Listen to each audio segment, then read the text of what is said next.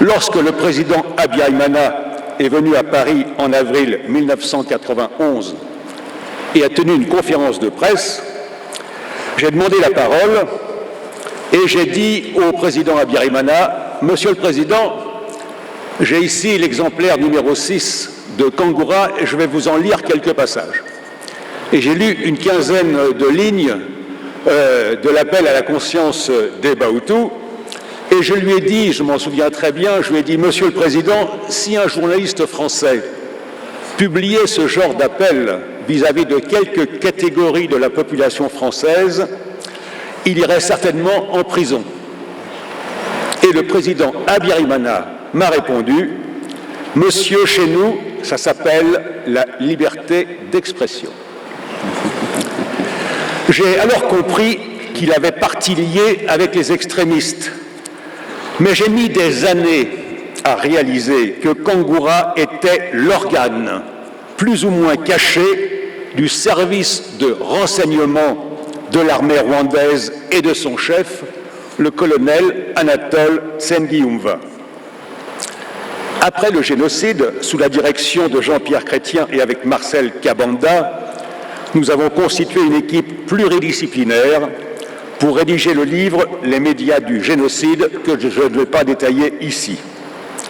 Notre équipe a par la suite été recrutée par le bureau du procureur du TPIR pour aider à expertiser l'importance des médias de la haine dans le génocide. Depuis 25 ans, nous avons continué à investiguer et à réfléchir à cette question. Et je serai aujourd'hui moins affirmatif sur le rôle central des médias de la haine. Il faut tenir compte, en effet, de la propagande raciste menée par certains membres du clergé, par les autorités civiles, au sein des milices, évidemment, dans des débits de boissons, dans l'intimité des familles, dans les écoles, etc. Par exemple, lorsqu'en début d'année scolaire, l'instituteur demandait aux enfants Tutsis de se lever, ça constituait pour eux une première expérience très traumatisante de la discrimination et du racisme. Et peut-être plus encore pour les enfants qui ne savaient pas s'ils étaient Hutus et Tutsis que l'instituteur punissait de ne pas le savoir. Si on parle aujourd'hui en priorité des médias, c'est parce qu'ils constituent la partie la plus visible de l'orchestration de la haine et aussi que le surnom de la RTLM, Radio Machette, a fait fantasmer le public occidental. Les médias occidentaux ont trop souvent abusé du registre de l'exotisme, de l'émotion et de la compassion, ce qui a occulté l'analyse idéologique du génocide et la conspiration dont il est l'aboutissement. En effet, l'idéologie du génocide plonge ses racines dans le racialisme des premiers occidentaux qui ont découvert le Rwanda à la fin du XIXe siècle. Et je vais écourter ce passage, mais j'y reviendrai dans le cadre des questions si des personnes en assistance veulent me la poser. Vous connaissez la suite. Évidemment, la création des livrets d'identité qu'on appelait à l'époque raciales, la ségrégation en faveur des Tutsis ou supposée telle, et la lourde frustration des premiers intellectuels Hutus, ainsi que le génocide dont chacun sait qu'il commence en 1959 pour atteindre son apogée en 1994. Tout ceci n'est que le fruit d'une idéologie de conquête de territoire, de redistribution de cartes au gré des intérêts du pouvoir colonial. Une idéologie qui se justifie par le racisme. Vous me donnez encore une petite minute. Une idéologie est un système cohérent d'explication du monde qui produit des croyances destinées à asseoir l'adhésion à un certain ordre social. J'insiste là-dessus. Une idéologie produit des croyances, pas des des vérités, ou pas nécessairement des vérités. Malheureusement pour les hommes, les croyances sont plus importantes que la vérité. Le génocide est le produit de cette idéologie que je viens de décrire à grands traits. Elle n'est pas le résultat d'une haine particulière. La haine elle-même est le produit de la manipulation idéologique. La haine est l'outil que produisent parfois des équipes politiques en perte de légitimité pour consolider leur emprise sur les esprits. Merci beaucoup, Jean-François. Comment, à votre avis, la classe politique française analyse des demandes de rescapés du génocide, notamment à propos de la réalité et le rôle de la France dans le génocide contre les Tutsis? Quelle est l'opinion publique vis-à-vis de la position politique en France? Vous posez encore une fois la question et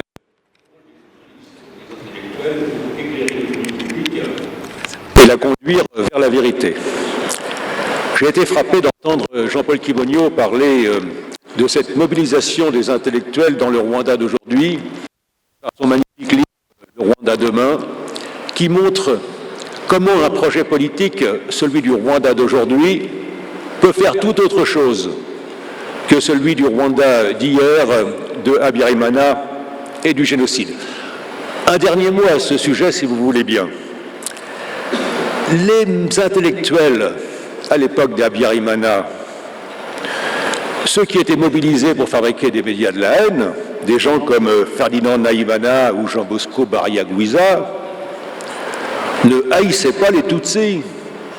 Ils étaient chargés d'améliorer la performance du système à consolider sa base raciste.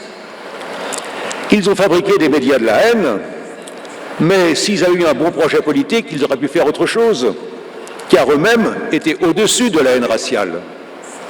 Le colonel Bagosora, l'architecte du génocide, son adjoint direct, le colonel Seyumva, avait des femmes Tutsis. Ils ont eu beaucoup de peine d'ailleurs à les exfiltrer de Kigali pendant le génocide. Et les Interamwe qui les voyaient passer ne comprenaient pas. C'est la même chose pour Félicien Kabuga, le financier du génocide, qui avait épousé une Tutsi. Ferdinand Nahimana avait une maîtresse Tutsi qu'il a d'ailleurs réussi à protéger pendant le génocide. Ceux qui sont vraiment dans la haine, comme Agathe Habyarimana, c'est un peu le niveau du dessous d'idéologie, eh bien, elle reproche à son frère, Prothèse Zigiranirazo, sa collection de maîtresses Tutsi, et dès le 7 avril, elle les fait toutes liquider par la garde présidentielle. Donc vous voyez bien que les intellectuels, si on a une bonne politique, on peut en faire tout autre chose. Et bien sûr, cette haine que retient l'opinion publique occidentale, ça n'est qu'une apparence. Et c'est ça qui est très difficile à faire passer dans nos pays, parce que il y a toujours les images des massacres, des fosses communes, de Kangoura, les enregistrements de la RTLM, mais les gens ne comprennent pas toujours que tout ceci est le produit d'un processus politique, et je pense qu'ils le comprendraient mieux s'ils venaient visiter le Rwanda et voir comment un autre projet politique peut aboutir à quelque chose de radicalement différent et beaucoup plus intéressant. Donc, j'espère avoir bien fait comprendre que les médias de la haine, pour lesquels vous m'avez invité à parler, ne sont que des outils manipulés par les idéologues et que nous revenons toujours à la politique. Les problèmes que nous exposons, ce sont des problèmes politiques. Parfois, je parle devant des Français assez populaires qui ne comprennent pas grand-chose au Rwanda et j'essaie de leur expliquer, je leur dis, eh bien, je vais vous dire ce que ce sont que les Rwandais. Quand un Rwandais a une maison en mauvais état, il rêve d'une meilleure maison. Quand il a une motocyclette, il rêve d'avoir une voiture. Et quand il rêve à ses enfants, il les voit aller jusqu'à l'université. Vous voyez, c'est très différent de vous, les Français. Et je pense que c'est ce genre d'image qui leur permet de comprendre que nous nous adressons à l'humanité. L'exotisme, c'est pas seulement un masque, c'est une véritable nuisance pour occulter le fait que tous les hommes sont identiques. Je voulais vous dire encore une petite chose, si vous permettez, si j'ai une minute ou deux. sur les médias de la haine et l'appel à la religion. On tue au Rwanda en 1994 au nom de Dieu. Devant l'église de Cyanika en 1994 comme en 1963, en décembre 62, les tueurs prient avant de rentrer dans l'église pour tuer tous les Tutsis qui s'y sont réfugiés. Et je crois que ce qui est important, ce qu'il faut expliquer aux Français, c'est quand même un peu compliqué, c'est d'essayer de comprendre, de penser en quelque sorte le génocide, c'est-à-dire de se mettre dans le cerveau des tueurs.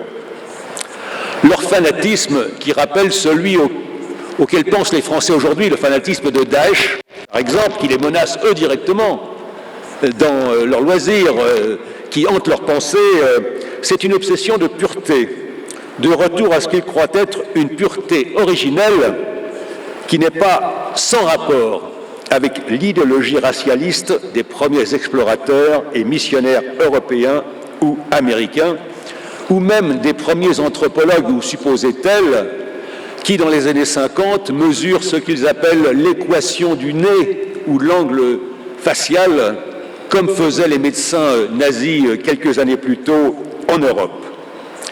On est frappé de voir à quel point la forme du nez a tellement d'importance pour tous ces gens. Alors là, je vais poser un problème au bureau de traduction, parce que j'ai envie de dire à quel point la forme du nez a tellement d'importance pour tous ces salauds. Rappelons que le nazisme, comme l'antitoutsisme, était lui aussi une obsession de pureté. Hitler avait prévu que s'il gagnait la Seconde Guerre mondiale, il lui faudrait seulement une trentaine d'années pour que tous les enfants naissant en Allemagne aient les cheveux blonds et les yeux bleus, et pour améliorer ainsi cette prétendue race aryenne. Et bien sûr, tout ceci, c'est aussi chimérique que le projet suicidaire des intellectuels qui conduisaient le génocide au Rwanda. Quelques mots enfin sur le négationnisme. Car nous sommes, j'ai peur, en train de dépasser mon temps de parole. Je vais faire très court. Vous connaissez cette formule du grand théoricien Karl von Clausewitz qui inspire mon voisin général, la guerre est la continuation de la politique par d'autres moyens. J'ajouterais que le négationnisme est la poursuite du génocide également par d'autres moyens. Le négationnisme, c'est la guerre des mots. Vous vous rappelez que la RTLM appelait à la guerre des mots. C'est l'idéologie du génocide à l'état brut. Avant le génocide, le projet génocidaire est nié et plus ou moins dissimulé. Pendant le génocide, les négationnistes cherchent des mots pour détourner l'attention. Après le génocide, ils diffusent les messages, entretiennent la confusion au moyen de ce qu'on appelle des fake news. Le négationnisme est consubstantiel aux faits génocidaires. Même s'ils prétendent le contraire, les négationnistes n'ont qu'un but. Comme le disait tel ou tel animateur de la RTLM, la fin de la race Tutsi, le mot race évidemment avec beaucoup de guillemets autour. Ailleurs dans le monde, vous savez qu'ils caressent l'espoir de liquider les Juifs jusqu'au dernier, etc. L'universalité du génocide, j'en ai pour 15 secondes, l'universalité du génocide, le terrible danger de la rhétorique de la pureté, de l'entre-soi, ce sont des tragédies politico-idéologiques qui nous concernent tous, Rwandais, Français, citoyens du monde. Voici les leçons que je crois pouvoir tirer de l'analyse des médias de la haine au Rwanda. Je vous remercie. Merci beaucoup, Jean-François. Vous savez, même des médias géants comme France 24, BBC, etc., sont souvent utilisés par des négationnistes. Quelles sont les implications sur la prévention du génocide et que pouvez-vous suggérer en tant qu'expert sur les médias pour contrecarrer ce phénomène? Vous avez compris que cette lutte est une lutte politique. Elle se greffe également sur des schémas culturels de pensée, des habitudes, des paresses intellectuelles, et ce démon de l'exotisme qui fait que les publics occidentaux n'arrivent pas à comprendre que les hommes et les femmes sont les mêmes partout dans le monde. C'est un combat pour la vérité. C'est un combat permanent. Il ne sera jamais totalement gagné. Catherine Cocchio rappelait hier cette belle citation de Gaël Faye en disant que ça n'est pas une maladie, c'est quelque chose qu'on n'arrive pas à totalement guérir. Mais nous, par exemple, en France, nous pouvons progresser, à condition que nous fassions avancer la vérité, et notamment la vérité sur le rôle de Paris au Rwanda entre 1990 et 1994. Vous me donnez l'occasion, ici, à titre personnel, d'interpeller l'historien Vincent Duclercq. Il devait être là aujourd'hui. Il ne l'est pas, mais ça n'est pas grave. Mon message, je saurai le lui faire passer. Ah, ben c'est parfait. Merci, monsieur Duclercq. Ceci me donne l'occasion de m'exprimer pour la première fois, non pas comme journaliste, mais comme un Rwandais. Le Rwanda étant ma seconde patrie et ma seconde nationalité, celle que j'ai librement choisie pour me ranger du côté des victimes, de leurs familles et de leurs amis, dans le camp de la vérité et de l'espérance. Monsieur Vincent Duclercq, vous avez accepté de présider en France une commission d'historiens chargée de faire toute la lumière sur les dernières archives encore secrètes concernant la politique de Paris au Rwanda dans les années 90. Vous êtes jusqu'à présent un représentant incontesté de cette élite intellectuelle française qui a donné à notre pays, la France, son aura universelle. Vous êtes un spécialiste des génocides et des massacres de masse, mais vous découvrez pour la première fois aujourd'hui le Rwanda. Je suis étonné que vous ayez accepté cette mission avant même de connaître ce Rwanda, qui est mon second pays, et alors que les meilleurs historiens français spécialistes du génocide contre les Tutsis ont été cyniquement écartés. Le président de la République française vous a donné une lettre de mission dont j'ai pu consulter l'essentiel hier soir. Disons-le tout net, derrière les mots, je ne vois aucune garantie réelle d'accès aux archives au regard de leurs règles de protection en France. Après 25 ans de promesses vaines, ce que nous appréhendons, c'est une nouvelle fois l'occultation de la vérité dans le marécage de petits calculs politiciens. Français comme Rwandais, nous avons besoin d'une reconnaissance politique et d'une réparation morale des fautes commises par Paris, ici, au Rwanda. Ici, dans ma patrie d'adoption, il y a un mot extrêmement important. On dit « agaciro », ça veut dire, en résumé, dignité, mais ça veut dire beaucoup plus. Pour moi, je vais vous donner ma façon dont je conçois ce mot. C'est une définition bien sûr très personnelle. Agaciro, ce sont tous ces visages aimés, engloutis dans le grand naufrage.